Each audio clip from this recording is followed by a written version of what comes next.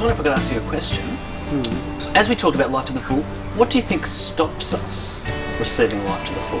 Yeah, it's funny you say that. Since we had that short talk yesterday, it really had me thinking, and I still would like to be able to do what I want when I want, and that's sort of, the freedom to be your own boss and do things. And you were talking about yesterday about church and God, and it got me thinking a little bit, and I think, possibly, looking into God a bit more and what he might be on about might also bring a bit more purpose to my life, I think. A good way of thinking about that is maybe if I share a story with you. Yeah, okay. Imagine you have a new neighbour. Yep. Someone that's just moved next door. Now, Paul, you're a pretty friendly guy. Yes. I do know that. And so you say to this, you go around to visit the neighbour, Yep. and you try to welcome him. Maybe your wife takes some brownies around or something Yep. like that. And you do everything you can to make friends with this neighbour, but he doesn't want to know you. He ignores you. So you end up living together for say 3 years, Yeah. next door to each other, Yeah. for 3 years, and he just completely ignores you. Okay. Now, Paul, imagine one day is a day you're very excited because you've been saving up for a nice new sports car.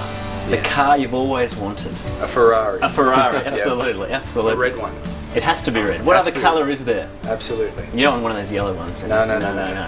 So this day, this car is finally in your driveway. Yep. It's been there for 10 minutes when all of a sudden you get a knock on the door. And it's the neighbour you haven't seen. Okay. And he comes and says to you, Paul, Yep. it's good to see you. I'd love to borrow your Ferrari. What would you say to him?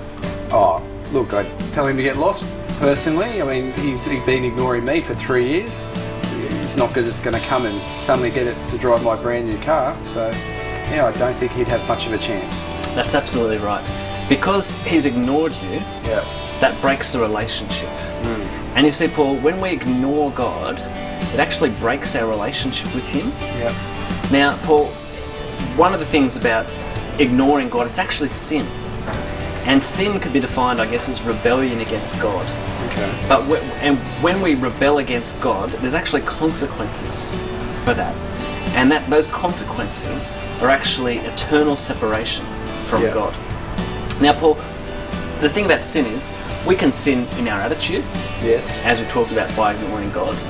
But we also sin by the things we do. We sin in our actions. Okay. And so we're not living the way God wants us to live. We're doing things that maybe we know God wouldn't want us to be doing. Yes.